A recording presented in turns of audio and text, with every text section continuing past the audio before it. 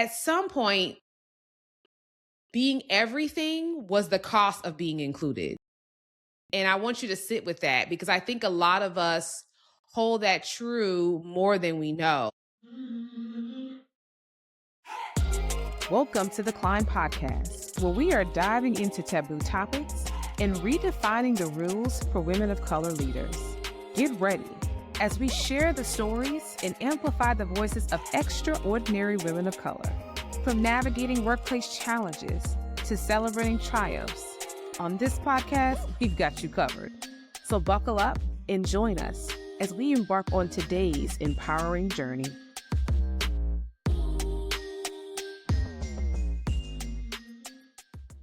Welcome to the podcast where we empower women of color in the pursuit of leadership and management roles. I'm your host, Felicia Smith, the founder of The Climb. And each week on this podcast, we pull back the curtain on the workplace realities that women of color face, offering honest conversation, practical insight, and to really help you to navigate the broken rung and build the confidence you need to keep climbing. And most importantly, our goal is to make sure that you are not doing the climb alone.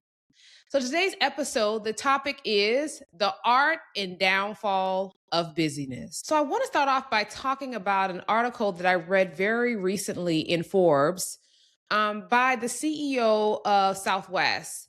And what stood out about his article is, and basically the premise of it is that he blocked his calendar every week, Wednesday through Friday afternoon, so that he could actually do real work and not meetings. And if you are in, most positions at this point, but I will say even in executive positions, a lot of times you spend almost all of your day sometime in meetings. And it almost is if after you've done all of your meetings, you still have a lot of work to do. But oftentimes the meetings almost become the actual work. When I read the article and he explained that he thought that meetings wasn't work, which I totally agree, I really thought about if a CEO of a major company can protect his time, right? Why can't I? Like, what is the story that we are telling ourselves about why we can't protect our calendar? And this is something I think that all of us deal with, particularly women of color, the notion of availability in our calendars and availability when we're in the workspace, of making ourselves not just visible, but available. Those are different things. Another topic for another day. Because really, I feel like somewhere along the way, busyness became this badge of honor, right? If I'm busy, I'm valuable. If my calendar is filled, then I must be important. I have to be overwhelmed to be considered doing something right, which is such a farce, right? Because so many of us didn't become busy by accident.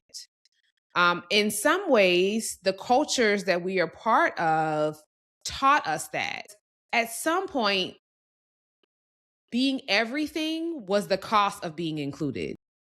And I want you to sit with that because I think a lot of us hold that true more than we know, that being everything and being super available was the cost of being included. Now, on this podcast, we break down all the things and we really break it down into 3 segments in a way that's really actionable. So we're going to go ahead and roll into the first segment, which is somebody should have told me. And I wish somebody would have told me not to say yes to everything. At some point in my career, I started saying yes to everything. Every meeting, every request, every opportunity, because when my access almost felt conditional, right? Like I couldn't easily say no, I couldn't pull back at the risk of being seen as not enough or not the right person. And so in some ways I stayed busy in a lot of things, not because it all mattered, but it felt like it all did. Like it all counted at all times. And then the pandemic happened, right? And instead of, I think for a little while we slowed down and we, really valued family and how much time we spent in the office and all the things. But then it's like, as soon as we hit over that 2021, 2022 hump, it just got worse. I mean, it turned around like nothing happened. And then meetings became default again, even for me. Calendars are full even more. And I feel like often we get in this place where we're in these back to back meetings all day with no time to actually do the work, with no time to spend in really managing our teams. And so I really want to ask you something. What's the last time someone asked you how are you were doing? And your first response was, I'm busy. Or I'm doing good. It's just really busy. It's that kind of canned response. But what were you really trying to say? What were you really trying to give them, right? Were you trying to teach them that, you being busy mean that you were important or you were valuable? And I feel like often we say like, oh, girl, I'm just so busy, as if it's a badge of honor. But really, for me in this season of my life, and I don't know if you relate, it just shows a lack of me managing my time well. So when I find myself saying all the time, like, ooh, child, I'm so busy, I think to myself, well, what are you doing wrong? Why don't you have time? What are the things that you're saying yes to that you probably should be saying no to? And so when we talk about busyness, let's get right into the truths of it, right? So we're going to go into our second segment, which is the truth is. So here's the truth. Busyness is costing you more than your time, because it's not really just about schedule. It's about what is costing you deeper. There's something deeper to when you're always busy all the time. So let's talk about number one, the meeting tax. The truth of the matter is, we're not just spending our times in meetings, we are spending energy in meetings. And I can tell you from personal experience, although I think meetings are important and you definitely need them to coordinate and to be a whole team, it takes a lot of energy to be in meetings. And particularly for women of color, there is a whole added layer, because we're not just sitting in these meetings. Again, like I told you before, we're reading the room, we're managing dynamics, we're translating the culture and carrying things. We're carrying the water on behalf of ourselves, on behalf of others. And that no one has really even asked us to carry, but we're carrying because that is what we've been taught and what we know is expected at these tables that we're not the owners of, right? And often because of that, when we get out, we have less energy to be productive. So number one, we have the meeting tax. Then second, we have the worthiness trap, right? When we spend our career really trying to prove that we belong, and slowing down doesn't feel like the strategy, right? So you're always climbing, you're always trying to do a thing to prove a thing.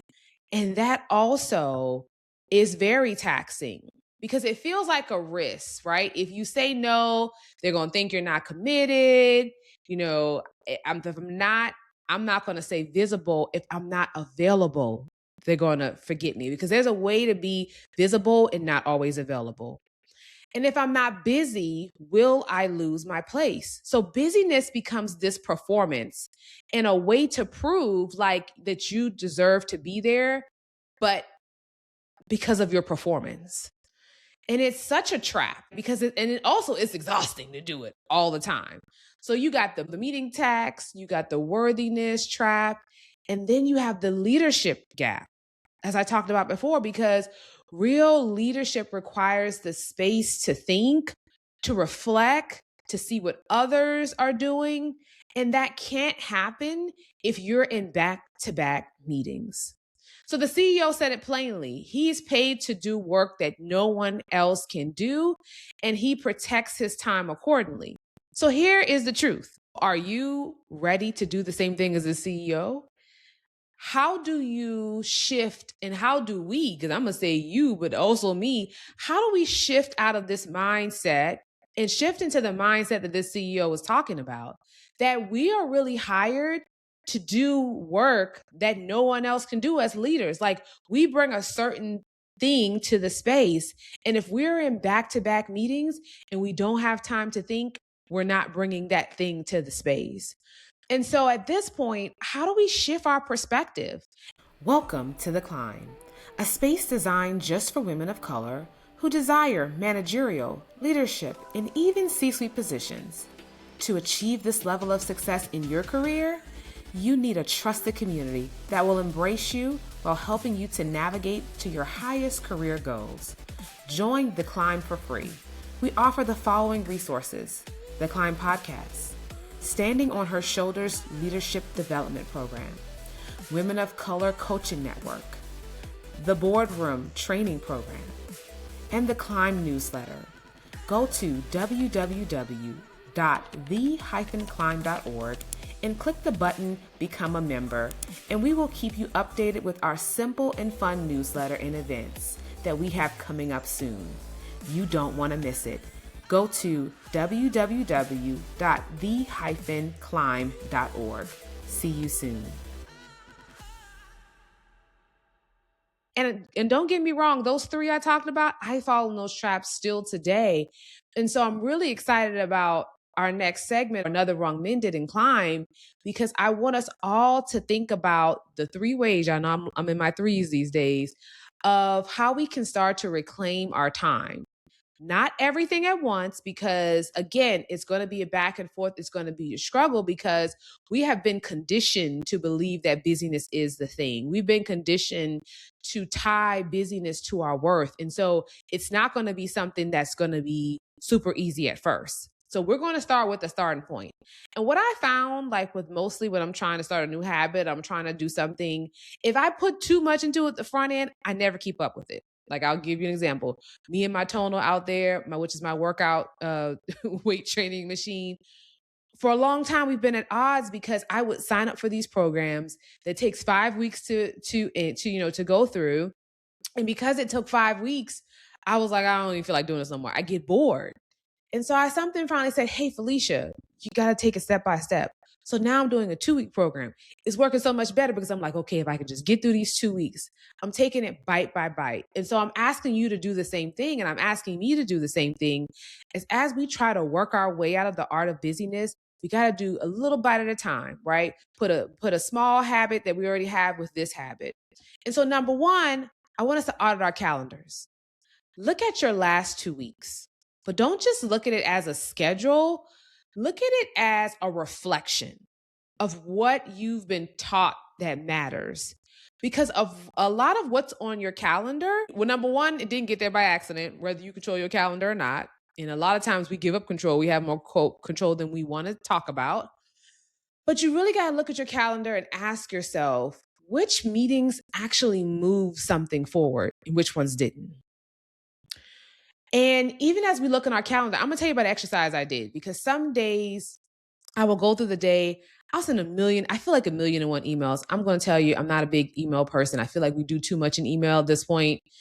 But I had gotten through the day, I had sent all these emails, I was in all these meetings, and I asked myself, like, man, what did you really do today? Like, what could you, if you had to summarize the impact that you had today, what would you do? So I took about 10 minutes and I fed the AI model some of the emails that I sent. And it kind of can summarize, Felicia, here are the things that you took care of.